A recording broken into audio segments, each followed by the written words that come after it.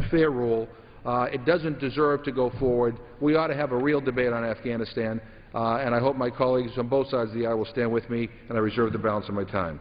The gentleman from Maryland reserves the balance of his time. The gentleman from Utah.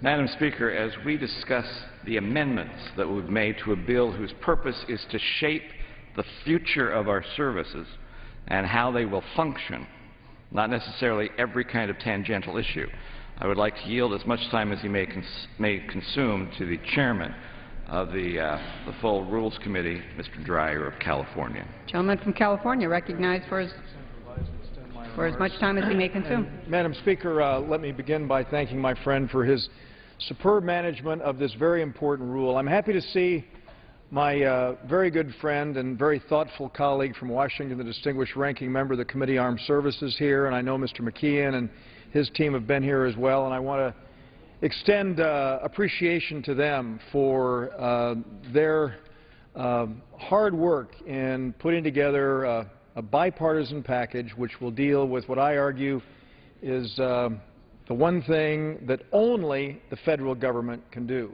Mr. Smith and I had an exchange in the Rules Committee on this. There are many things that the federal government does that are very good. There are many things that the federal government does that are important. I argue that most of the things that the federal government does can, not necessarily that they must, but can be handled by other levels of government or individuals or charitable organizations or a wide range of things. But when it comes to our nation's security, only the federal government has the ability and the responsibility to deal with that. I argue that if you look at the preamble of the Constitution, that the 5 most important words are right smack dab in the middle. They are provide for the common defense. And that's exactly what we are doing with this effort. Again, I believe that we have put together a rule that is not perfect. I'll acknowledge that it's not perfect, but I do want to express my appreciation to my friend from Worcester, the floor manager on the minority side for this rule, and acknowledging that we have made an order, an amendment, that will allow for a debate on this issue, the amendment of my California colleague, Barbara Lee, and he's encouraging support for that amendment. I understand that he's disappointed that his amendment was not made in order, but, Madam Speaker, it's important to note that we had 243 amendments submitted to the Rules Committee for consideration of the Defense Authorization Bill, and we had the challenge of trying to put together, which happens under both Democrats and Republicans, putting together a rule that will allow for a free-flowing debate and an opportunity for members to cast up or down votes on the issues that relate to the Defense Authorization Bill. And we have done just that. 142 of the 243 amendments have been made in order. 66% of the amendments that have been made in order have been offered by Democrats or in a bipartisan way. And so the notion of saying somehow that the majority is not allowing for debate on any issue, including Afghanistan, is a mischaracterization of what this rule does. I will say that my friend is absolutely right. This has been an extraordinarily long war, the longest war we've faced. It's a war that's ongoing. It's a war against radical extremism. We all know that. People ask, what is it that is our mission in Afghanistan regularly? And I think that as we point out what that is, to me it's obvious. It's ensuring that neither the Taliban nor al-Qaeda are in a position to pose a threat to the United States of America and our interests and peace-loving people around the world. That's what we are trying to accomplish. We all know what happened at the end of the 1980s when we saw the demise of the Soviet Union, and we saw obviously an effort in the early part of the first half of the 1990s. We saw the Taliban reemerge, and we saw threats that existed from al-Qaeda to all parts of the world. Dar es Salaam, Tanzania, Nairobi, Kenya, the World Trade Center attack in 1993. We can go through the litany of these attacks. We have as a goal ensuring that the kinds of threats that we face never, ever happen again. That's why it is that we're there. Now, has it worked out perfectly? Absolutely not. And we know that we have a nation that is war-weary. I, Madam Speaker, am war-weary. I want to bring our men and women home. But at the same time, I understand why it is that we are there, and I think working in a bipartisan way, we can get where we all ultimately want to be. Because we do share the goal of a stable, safe, free, peaceful world. I mean, that's the reason that we as a nation have stood firmly committed to our nation's defense capability. And so, Madam Speaker, I'd just like to say that this is a rule that is not perfect, doesn't make everyone happy, but it will allow today and tomorrow for us to have a free-flowing debate, move ahead with this constitutionally very important issue of providing for our common defense. And with that, I urge my colleagues to support it and yield back the balance of my time. The gentleman from California yields back his time. The gentleman from Massachusetts. Madam Speaker, at this time I yield 3 minutes to the gentleman from Washington, the ranking member of the Armed Services Committee, Mr. Smith. Gentleman from Washington, recognized for 3 minutes. Thank you, Madam Speaker. I can't recall in 16 years in Congress ever speaking against a rule. By and large, I have a great deal of respect for the fact that the majority has the right to set the terms of debate. I understand that we cannot endlessly debate every issue. You have to set a certain amount of parameters on it and move forward. But this rule goes so against the principles of how we're supposed to debate the Armed Services Bill, and I've been privileged to be on that committee for 16 years, that I have to speak against this rule. It is not allowing us to have our position on the single most important issue that faces our country right now on the Armed Services Committee, the future of the war in Afghanistan. It is not allowing us to have our position debated and voted on the floor. Now, I had an amendment on Afghanistan in the committee. It was not allowed either because of sequential referral rules. The committee gets all kind of interesting set of rules that even though the base bill had a discussion of Afghanistan policy, my amendment was not allowed. So we said, okay, we'll have the debate on the floor. I worked with Mr. McGovern. I worked with a variety of different others. I very specifically told the Rules Committee, this is our amendment on Afghanistan, and it was not allowed in order. The amendment that was allowed in order by Ms. Lee simply says, get out. There is a huge distance between that policy and the policy of the majority, which is as many troops for as long as possible. That is the position that Mr. McGovern and I put forward, asked the Rules Committee to rule in order, and they denied us the right to debate that amendment and vote on it. Single most important issue facing our armed forces right now, the minority's position was excluded from this debate. Now, I can understand why. Close to 70% of the country wants us out of Afghanistan quicker. The majority's position is more troops in Afghanistan for a longer period of time. Our position is quite the opposite. Get us out as soon as we responsibly can to meet those obligations on counterterrorism, but to do so without an extended troop presence. Our position is clearly where the country is. The majority didn't want to have to vote on that, didn't want to have that debate. So they froze out our amendment. Now, there's a lot of debates that when you're in the majority, you just as soon not have. I understand that. But that's why it's a representative democracy. That's why we have the rights of the minority. That's why, particularly on the Armed Services Bill, I tell everyone it's the most bipartisan committee in Congress. And let me just say, my beef is not with Chairman McKeon. He has worked with me in an open and honest manner. He testified at the Rules Committee that my amendment should be ruled in order. And yet it was not. This is a critically important issue. They have denied us the right to debate it. They have denied us the right to put our position out on the floor, have a debate, and have a vote on the war in Afghanistan, on the Armed Services Bill. There is no more important issue. They were afraid of the debate, afraid that they're on the wrong side of the issue, so they denied the people's House the right to debate it and vote on it. I can think of no greater reason to vote down a rule than that. It is a shameful way to deal with the Armed Services Committee bill. I urge this body to vote no. Gentleman from Utah.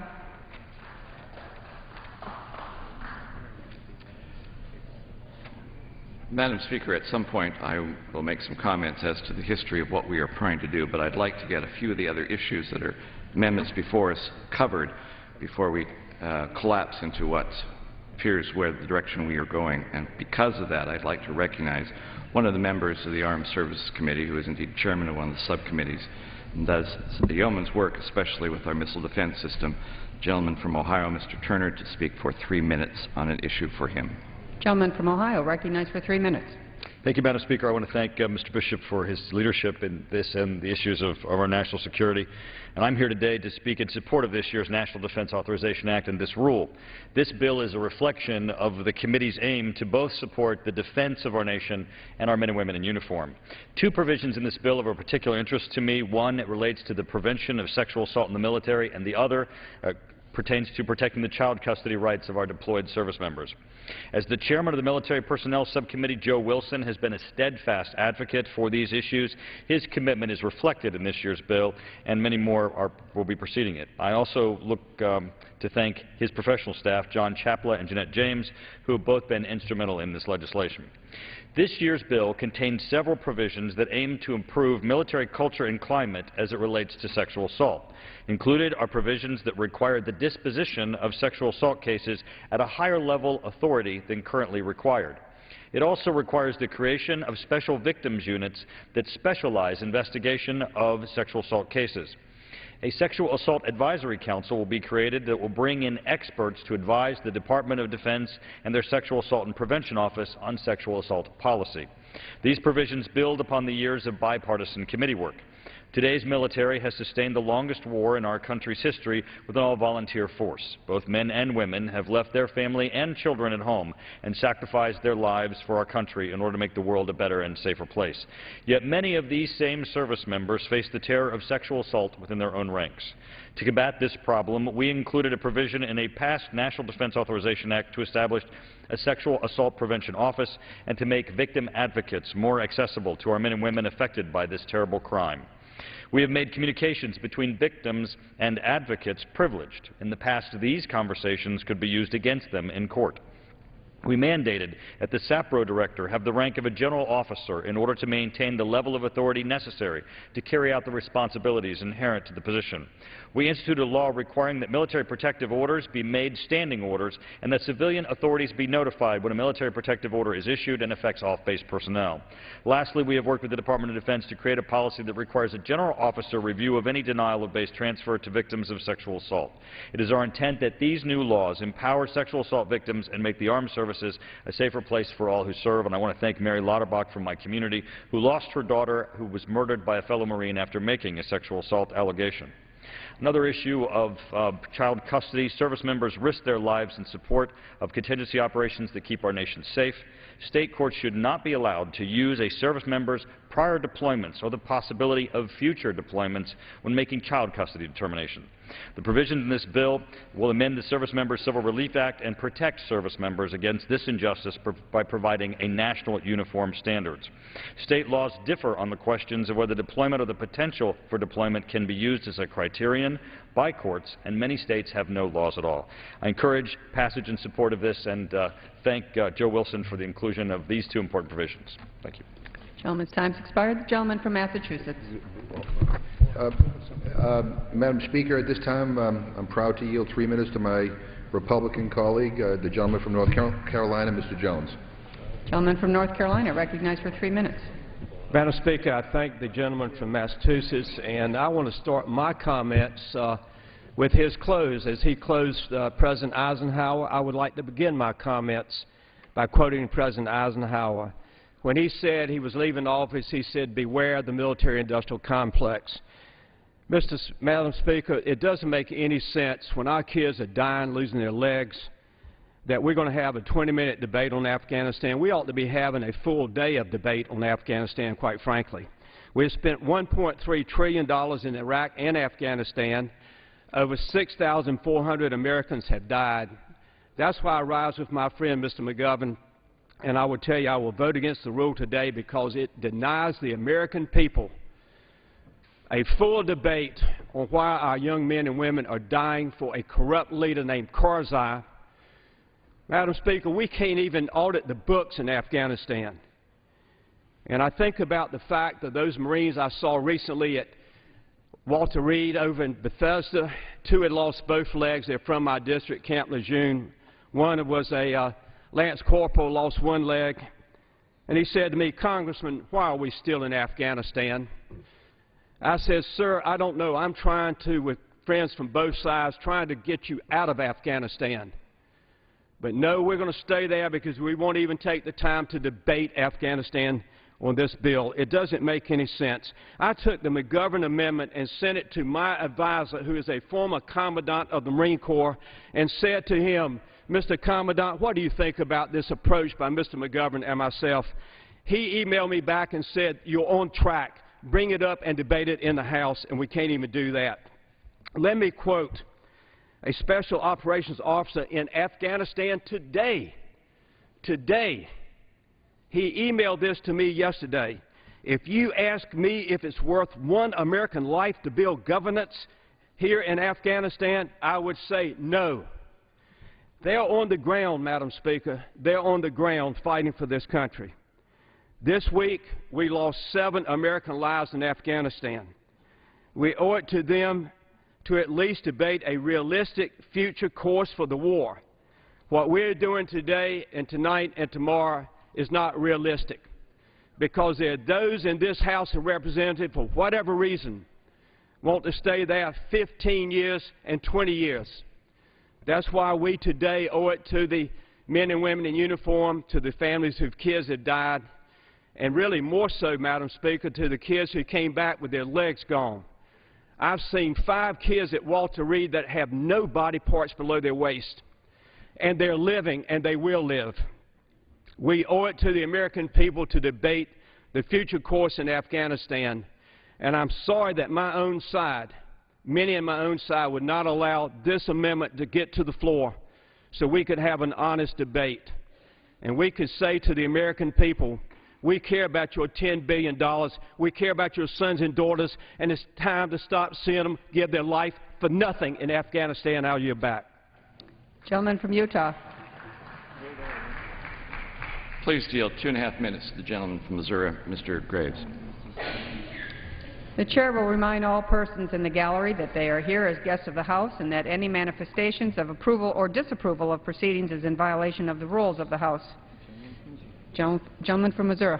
Thank you, Madam Speaker. Madam Speaker, I rise in support of the rule, House Resolution 661, which allows for full and fair debate on the National Defense Authorization Act.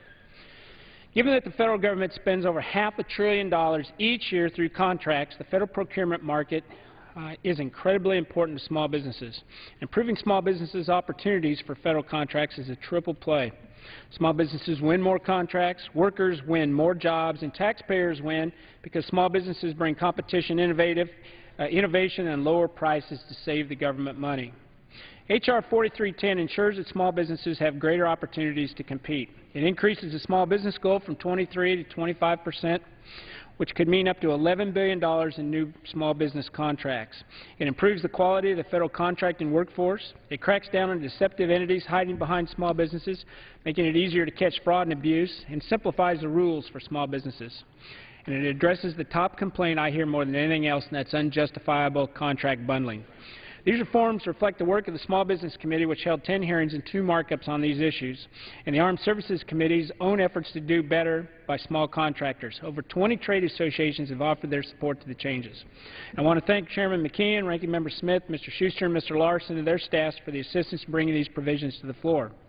While the House is seeking ways to expand opportunities for small businesses, the administration issued a statement opposing the bill's modest increase in small business goals and the bill's bundling provisions that make it easier for small businesses to compete. And ironically, this opposition came the same day that the administration issued a report seeking ways to move America's small businesses forward. The best way to move small business forward is to give them opportunities to succeed. And supporting this significant legislation will create jobs, save taxpayers' dollars, and put small businesses back to work. I'd urge my colleagues to support this rule and the pro-jobs, pro-competition, and common-sense reforms in this bill, and I yield back the balance of my time. Thank you. Gentleman yields back. The gentleman from Maryland, Massachusetts. Here at this time, it's my privilege to yield 4 minutes to the gentleman from Maryland, the Democratic Whip, Mr. Hoyer. Gentleman from Maryland, recognized for 4 minutes. I thank my friend from Massachusetts for yielding. The acting ranking member of the Rules Committee right now, who is a distinguished member of this body. I rise in deep disappointment at the treatment he was accorded last night.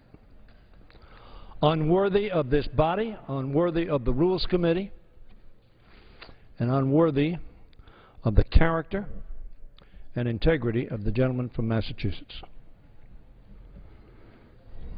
I am pleased that there has been an apology for that, but I did not want it to go unmentioned. This body is better than that, although at times it is not. And we ought to all lament the fact when it is not. Now, Madam Speaker, the rule to consider this bill is not only unfair, but inconsistent with the majority's stated goal of having an open process. I will quote the Speaker in just a couple of minutes. My friend from Massachusetts, Mr. McGovern, has put forward a bipartisan amendment. And I want to commend the gentleman from North Carolina, my Republican colleague, who has, and I hope all Americans, Madam Speaker, notice the courage and conviction that the gentleman from North Carolina, Mr. Jones, has. He was sponsoring an amendment with the gentleman from Massachusetts. Now, they don't always agree. But as the gentleman from North Carolina said, there is no more important issue that confronts a country than sending its young men and women in harm's way at the point of the spear. Yes, to defeat terrorism and to keep America safe, but the decision to do that and the ongoing discussion, particularly after a decade,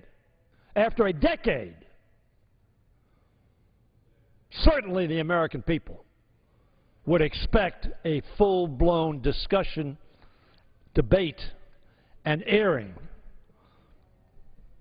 of our continuing to keep our young people, and not so young people, in harm's way. It is certainly germane to this bill as it concerns our military operations in Afghanistan. Mr. McGovern's amendment and Mr. Jones' amendment would reaffirm the strategy laid out by the President and agreed to by the Afghan President to transition security responsibility to Afghan forces so our troops can come home. Today, al-Qaeda has been forced out of Afghanistan and the Taliban is severely weakened, objectives that I supported. Afghan forces are taking responsibility for more and more of their country's security, and we're making strong gains thanks to the hard work and sacrifice of our troops, whom we honor. With tens of thousands of Americans still deployed in combat, one of our highest priorities in this year's Defense Authorization Act must be to make sure they have a strategy to complete their mission and return home safely. We owe that to them. We owe that to their parents, their wives, their brothers, their sisters, their nieces, their nephews, and to all their neighbors. Our men and women in uniform have performed everything asked of them with courage, distinction, and professionalism. We've asked many of them to return for tour of duty after tour of duty to one of the world's most deadly war zones, and we owe it to all of them to have a carefully conceived strategy.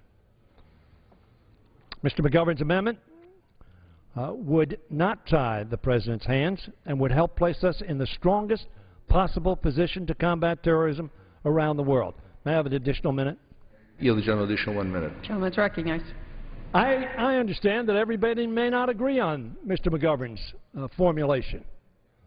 But that's what this body is for, to debate these issues of great importance to the people and resolve them in a democratic way. I'm sorely disappointed that this amendment was not made in order. If it had, I would have voted for it.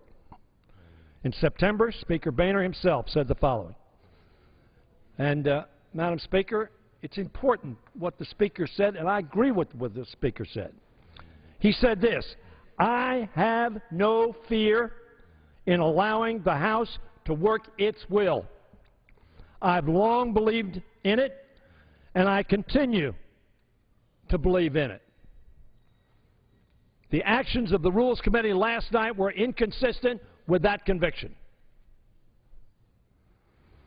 Madam Speaker, let the House work its will. Let's have a vote on this amendment. Let us send a message to our troops that we have an exit strategy in Afghanistan that will see them safely home with their mission accomplished. 10 additional seconds. Give him 10 additional seconds. I want to thank Representative McGovern for his leadership on this issue. Commend Ranking Member Adam Smith of the Armed Services Committee for his work on this amendment. And I congratulate Mr. Jones for his courage and for his vision. While you may disagree, you ought not to shut down alternative opinions, and I yield back the balance of my time. The gentleman from Utah is advised that he has 16 3/4 minutes remaining, and the gentleman from Massachusetts has 10 1/4 minutes remaining, and the gentleman from Utah is recognized. Thank you. I'm going to yield myself 2 minutes if I could at this time. I am somewhat perplexed on the idea that what is happening here is not being fair according to the standards that we've had in the past. This particular rule makes 141 amendments, 2/3 of them Democrat or bipartisan amendments in order. Last year, the rule made 152 amendments in order. And yet, when the other party was in control of this body, on the same bill, they made in order 82, 69, 58, and 50 in each of the 4 years in which they were in control. The idea of tripling the number of bills that are being made in order to be debated on this floor has to be considered in one of those things as fair. The issue that is supposedly not being allowed, even though it will be debated because there is an amendment and it will be part of the discussion here, was not totally ignored. In fact, some of the statements that have been made on how we're not talking about this at all, it was addressed in the committee as well. And the committee voted on a bipartisan vote of 56-5, but this is where I have some difficulty because all I can do is know what I'm reading. And in the bill, in section 1216, it clearly says the United States military should not maintain an indefinite combat mission in Afghanistan and should transition toward counterterrorism and advise and assist mission at the earliest practical date consistent with conditions on the ground. That's what the committee went through. They talked about it. It's part of the discussion. It was part of the discussion.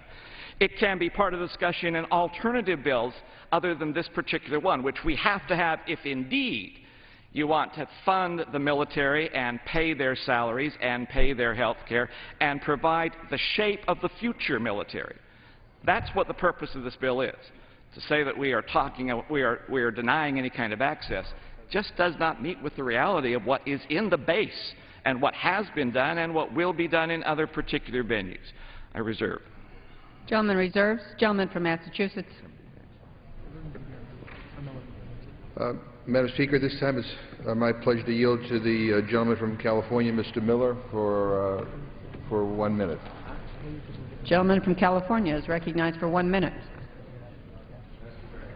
I rise in opposition to the rule and the underlying bill, and I ask unanimous consent to place in the record letters in opposition to. Without objection. I rise in opposition to this, and to put it simply, in the minute that I have, this bill needlessly puts in jeopardy the health and safety of workers and residents who live near nuclear weapons facilities. Congressman Vlaskovsky, Congresswoman Sanchez, and I offered an amendment to fix these dangerous flaws, but today's rule will not allow that amendment onto the floor. Our amendment recognizes that these facilities pose a unique challenge when it comes to the health and safety. They are ultra-hazardous. They make plutonium pits, handle bomb-grade uranium, and manage high explosives. If the worst is to happen, the American taxpayer will be on the hook for nuclear events, even if the contractor that operates the facility is grossly misconduct. To protect workers, residents, and taxpayers, we need to ask the contractors to live up to the highest standards of safety. This legislation does not do that. I want to commend the gentleman from Massachusetts, Mr. McGovern, for trying to get this amendment in order in the Rules Committee. It's an important amendment. We're hearing from workers in these facilities all across the country that we're removing a critical margin of safety for them, that we're turning this over to contractors and lessening the safety standards across these plants and removing the jurisdiction of the Secretary of Energy. This should be rejected. This bill should be rejected for what it does to these workers. Gentleman from Utah. Please yield 2.5 minutes to another of the chairman of the subcommittees on the House Armed Services Committee, the person who has worked very hard on this for his entire career here in the House, the gentleman from Missouri, Mr. Aiken. Gentleman from Missouri, recognized for 2.5 minutes. Thank you, Madam Chair. I rise in support of H.R. 4310, the National Defense Authorization Act of 2013. As the chairman of the Sea Power Committee, there are many aspects of this bill that are commendable. First of all, from a Navy point of view, we are maintaining the cadence of building 2 fast attack boats every year. That has significant implications relative to our industrial base. Likewise, the submarine, destroyer, we're going to be building 2 destroyers a year, so we have made some changes to the President's budget there. We're also requiring that the Navy keeps the 12 ballistic missile submarines that are the important leg of our triad. I would also call attention to a couple of amendments that I've offered. The first is that we have worked with information we've gotten from overseas on the evacuation procedures that are being done and the speed with which our sons and daughters are being picked up on the battlefield. There's nothing wrong with the great people who are working the medevacs. We are concerned with DoD policy, however, that policy may be resulting in unnecessary delays. Second, the bill contains an amendment that I offered to protect First Amendment rights of people in the service and chaplains. And particularly, it seems that this is against what the White House and Democrats and the New York Times seems to want. The heart of the amendment is to say that if you're a chaplain, you're not going to be forced to perform ceremonies that you think are wrong. It protects what we call free speech, the First Amendment, and also the right for religious freedom. It does the same thing for our service members, and it seems ironic that there is opposition to affording First Amendment rights to our sons and daughters who are fighting for our First Amendment rights. And so this seems like should be very non-controversial, allowing people to follow the dictates of their own conscience, but it seems to be meeting with stiff resistance nonetheless.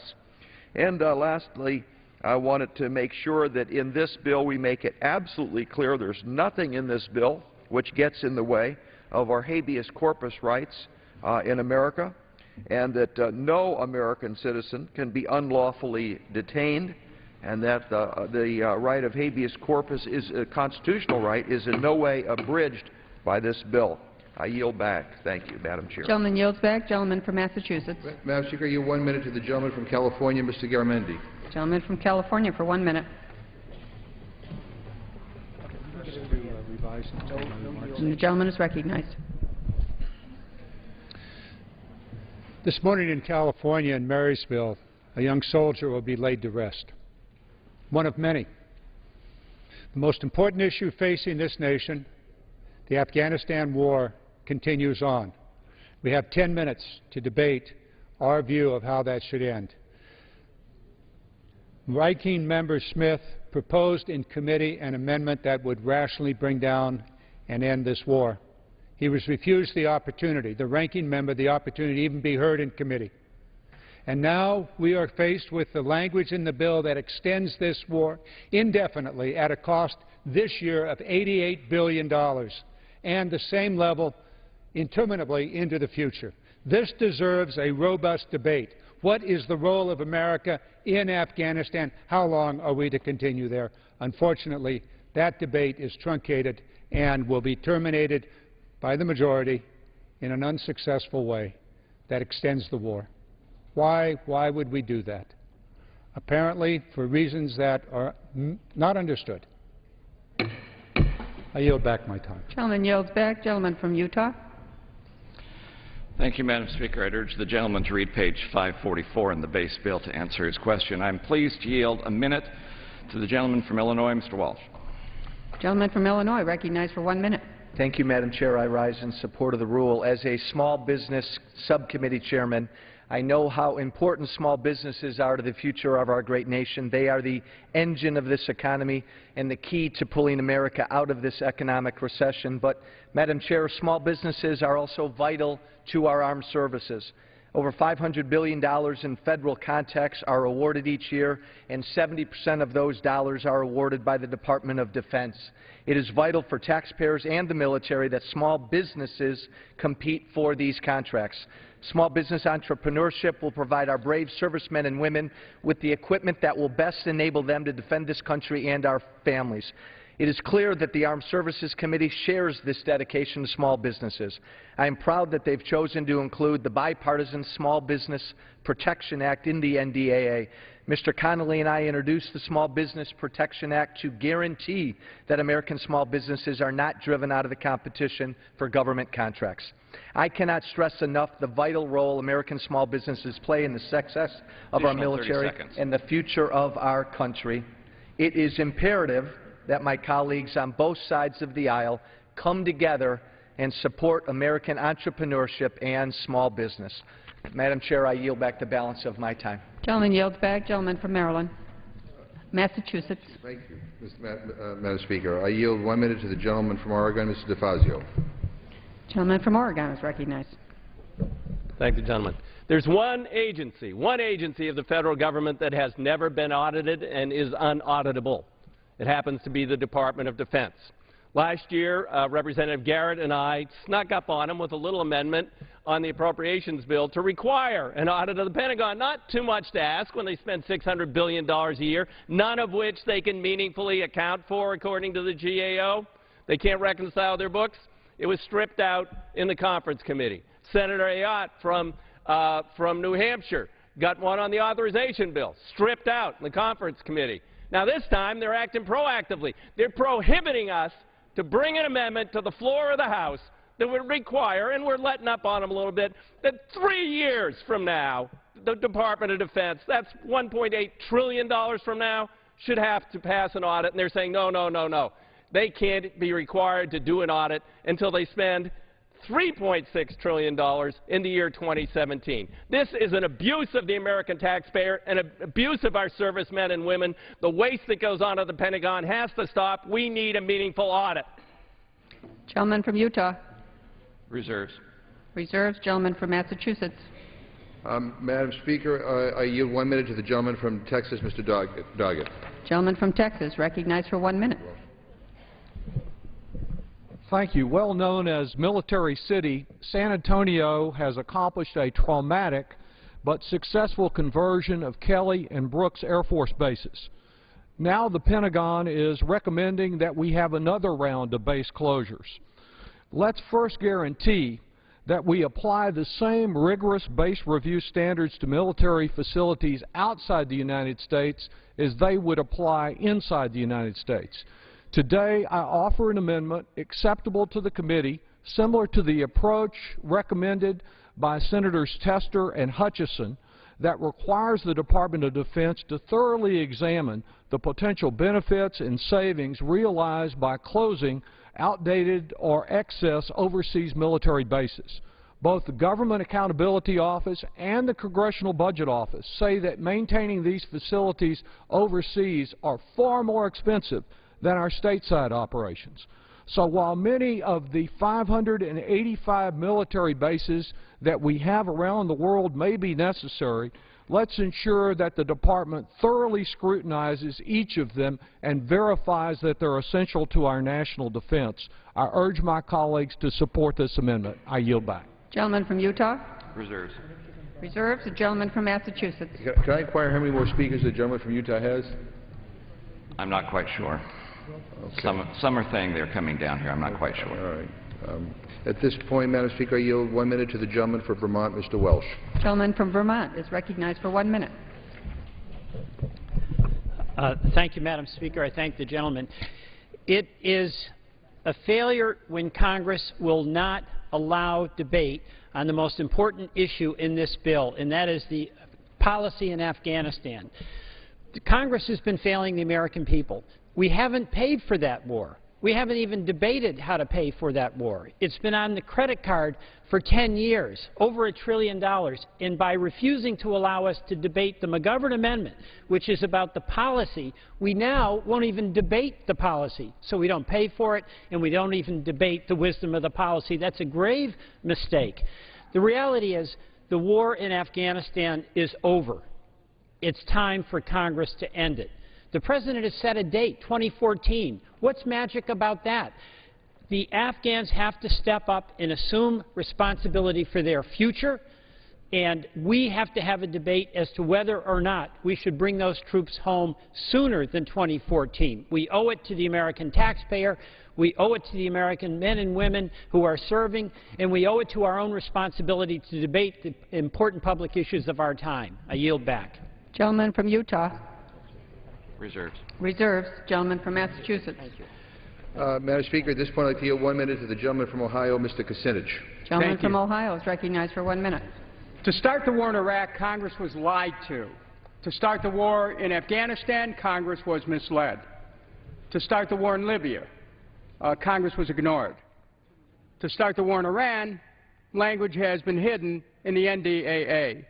The NDAA prepares for war against Iran. It has a declaration of policy, which includes military action. It has a plan to pre-position aircraft, munitions, fuel for air and sea-based mission. It has a plan for maintaining sufficient naval assets in the region to launch a sustained sea and air campaign against a range of Iranian nuclear and military targets.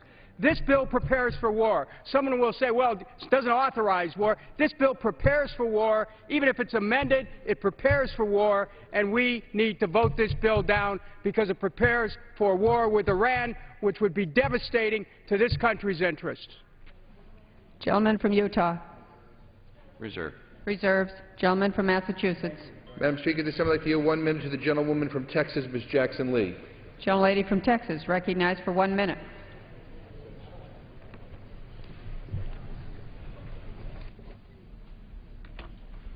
I ask unanimous consent, Madam Speaker, to address the Gentlelady's House. recognized. Lodged in between our commemoration of Memorial Day and our fallen loved ones and heroes and Flag Day, of which we stand proudly to wave the flag, I really stand here as a friend that is deeply saddened by something that I think has never occurred, and that is to allow Americans, through the McGovern-Smith Amendment, to really speak to all of our members. And I think America would agree. None of us should be challenged with our patriotism. But if we raise the question of what are the next steps in Afghanistan, it is not a diminishing of the service of our men and women. It is not the eliminating of our responsibility to be able to assure the safety and security of the Afghan people. It is to allow members of Congress to represent their constituents on both sides of the aisle to raise the question, what are the next steps and how will we bring our troops home safely? This amendment should be allowed to be discussed, just as we're discussing the detention removal, where we're eliminating the language and the ability to remove citizens and to hold them indefinitely. It is the American way, Madam Speaker. I beg of us to do this in a bipartisan way to allow the McGovern-Smith Amendment to go forward. I thank the Speaker. I yield back. The gentleman from Utah reserves. The gentleman from Massachusetts. Madam Speaker, at this point it is my privilege to yield 1 minute to the gentleman from California, the Democratic leader, Ms. Pelosi. Gentlelady from California is recognized for 1 minute.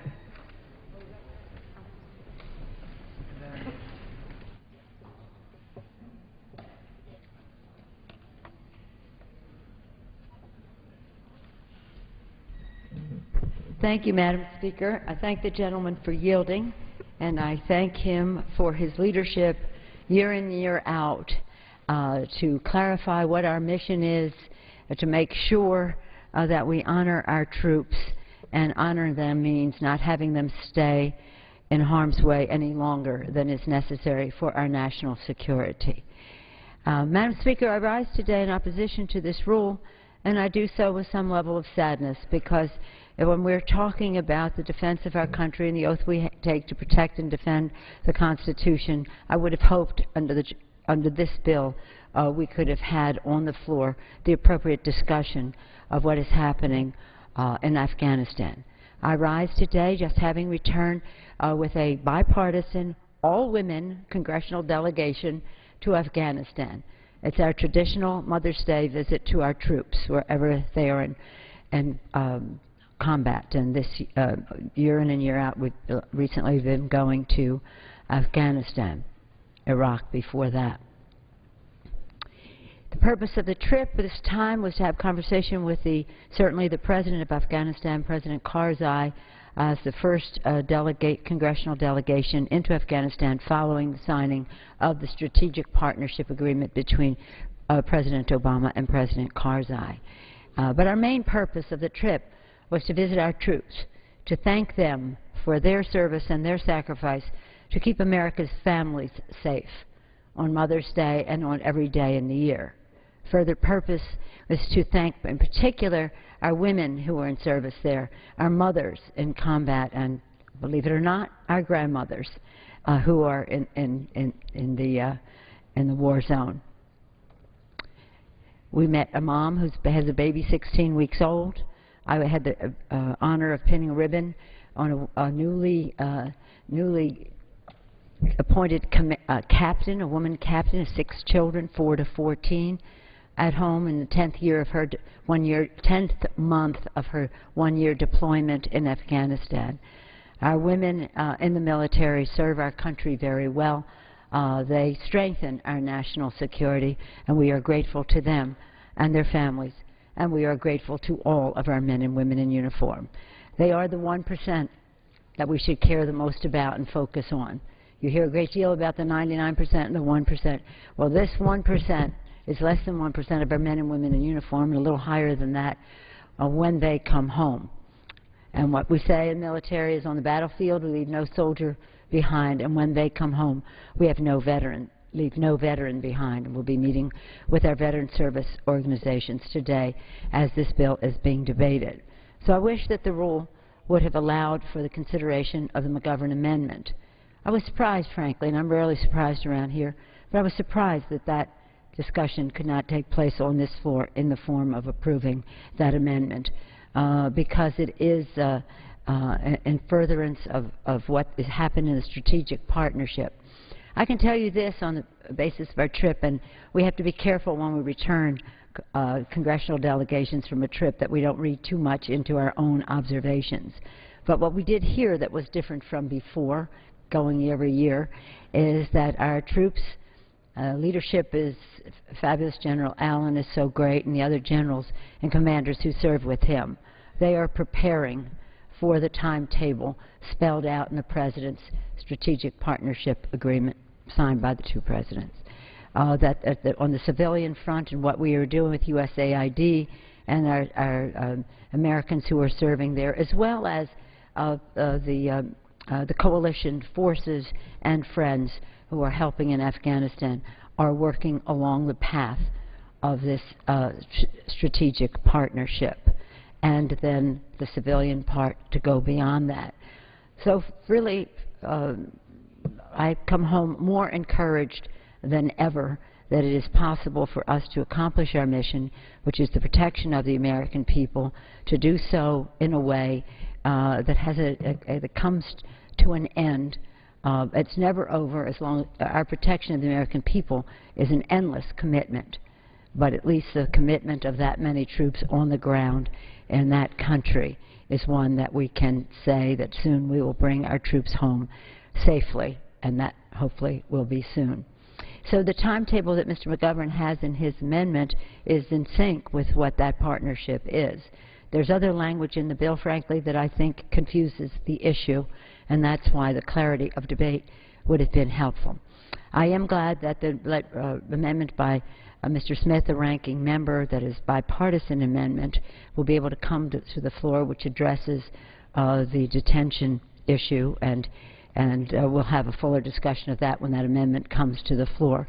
But to recall, President Obama, when he signed last year's bill, did a signing statement that said he would not enforce that part of the bill. Hopefully today we can remove that part from the bill, because it flies in the face of our commitment to protect the American people and to have the proper balance between security and liberty and freedom, and that is our responsibility. So I urge my colleagues to vote no on this rule, to vote no on moving the previous question unless we can take up the McGovern amendment, and again salute the President for the Strategic Partnership Agreement, but most of all support our men and women in uniform and their families for their service, their sacrifice, and their patriotism for our country. And Madam Speaker, I yield back. Thank you. Gentleman from Utah. Reserve. Reserves. Gentleman from Massachusetts. Madam Speaker, can I inquire from the gentleman from Utah how many more speakers he has, because I'm the final speaker on our side. I said others were coming down here. I do not know whether that happens, so when the gentleman from Massachusetts is ready to close, I'll be ready to close at whatever time that is. I'm ready to close now. Go for it. Madam Speaker, I yield myself the balance of the time. Gentleman from Massachusetts. Madam Speaker, I urge my colleagues to vote no on the previous question, and if the previous question is defeated, I will offer the bipartisan McGovern-Jones-Smith-Paul amendment. By denying debate on this amendment, the Republican leadership has ensured that there will be no debate or challenge to Section 1216 in the bill, a section that calls for retaining 68,000 U.S. troops in Afghanistan until 2015 and indefinitely beyond that. Madam Speaker, we did everything right with this amendment. We worked in a bipartisan way. We drafted it carefully. The ranking member of the House Armed Services Committee withdrew his own amendment on this issue and joined as a co-sponsor of this amendment. We deserved the courtesy of a debate and a vote. It's the right thing to do. It's the decent thing to do. But more important than that, the American people deserve a full and substantive debate on the war in Afghanistan, the longest war in American history. They deserve to know where their member of Congress stands on this issue of critical national importance. They deserve a Congress that focuses on the issues that matter most. The Republican leadership's refusal to allow a full debate on our amendment shows how far they will go to make sure that a policy of staying in Afghanistan until the end of time remains untouched and unchallenged. Madam Speaker, I ask unanimous consent to insert the text of the amendment in the record along with extraneous material immediately prior to the vote on the previous question. Without objection. Madam Speaker, I urge my colleagues to vote no and defeat the previous question. I urge my Republican colleagues to join with us in a bipartisan way to vote no on the previous question so we can have a real debate on Afghanistan. That's what your constituents want. That's what we should have here. And barring that, Madam Speaker, I urge a no vote on the rule, and I yield back the balance of my time. Gentleman yields back his time. The gentleman from Utah. I yield myself the balance of the time. The gentleman's recognized. Madam Speaker, I appreciate the opportunity of coming down here and presenting the particular rules on the amendments.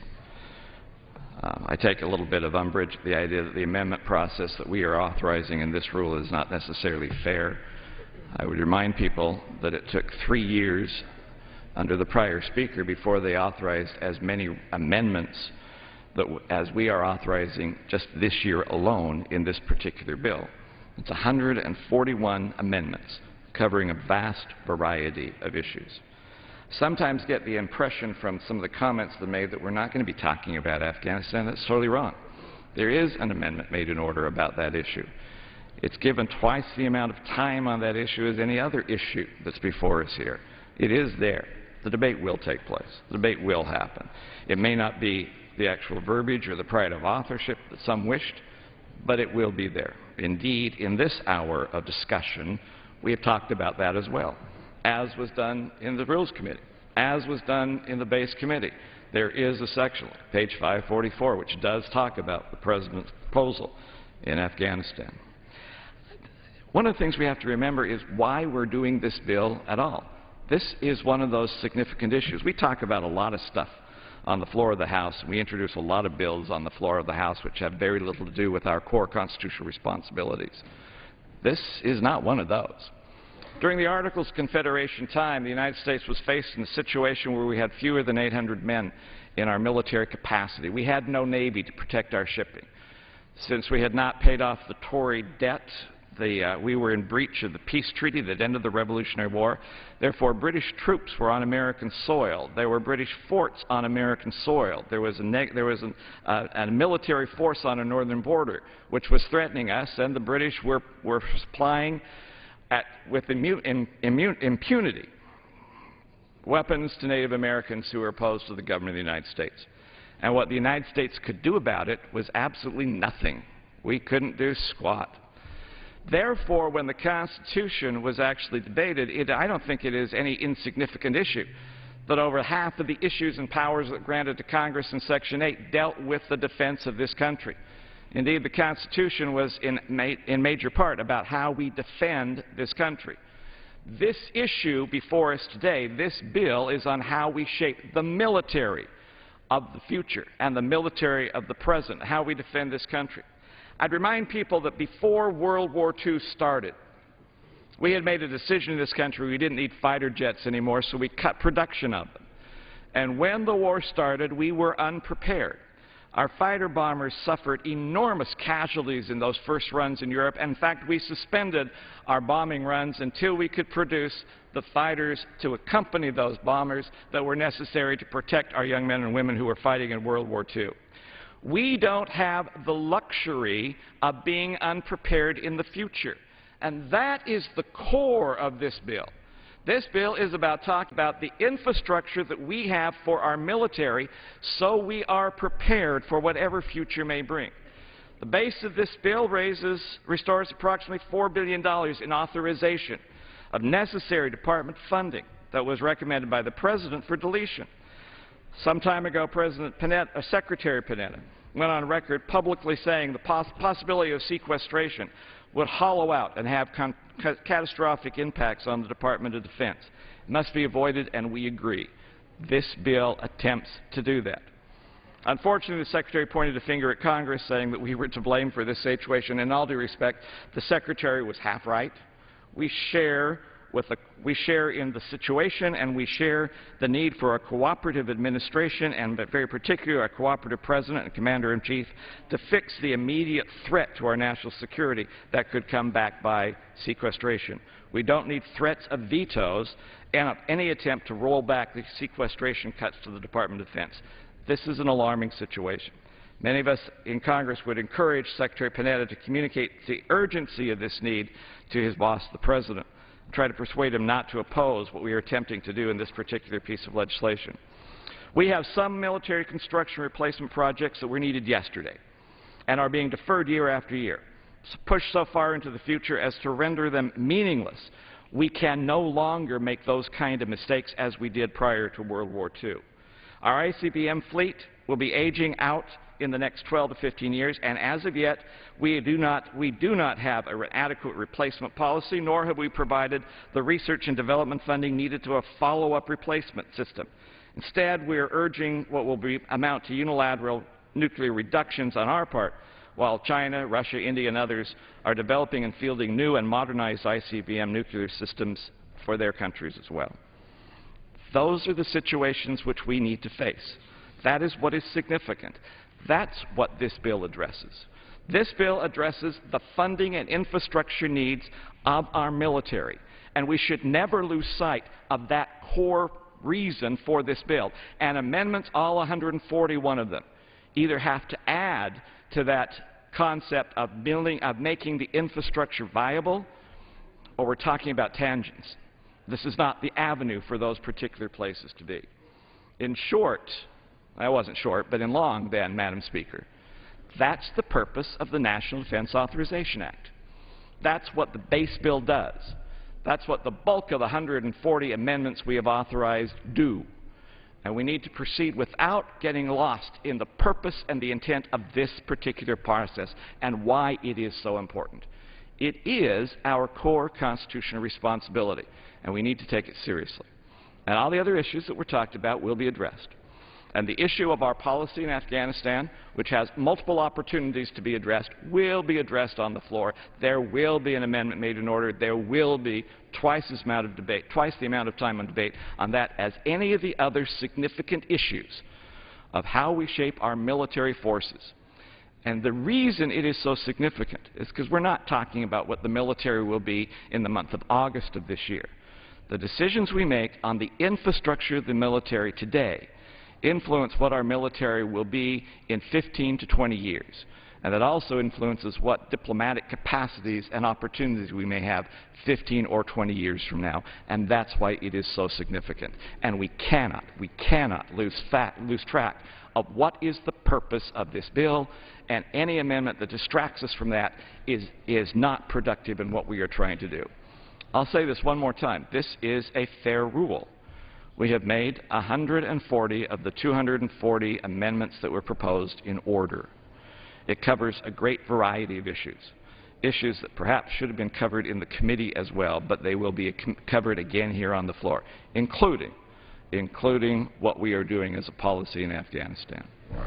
I urge adoption of this particular rule because it is a fair rule, one that makes more amendments than we did in years past when the other side was in charge of this. It's a good bill. It's a fair rule. I urge its adoption. With that, I will yield back the balance of my time and move the previous question on the resolution. The question is on ordering the previous question on the resolution. All those in favor signify by saying aye. Opposed will say no. In the opinion of the chair, the ayes have it. The ayes have it.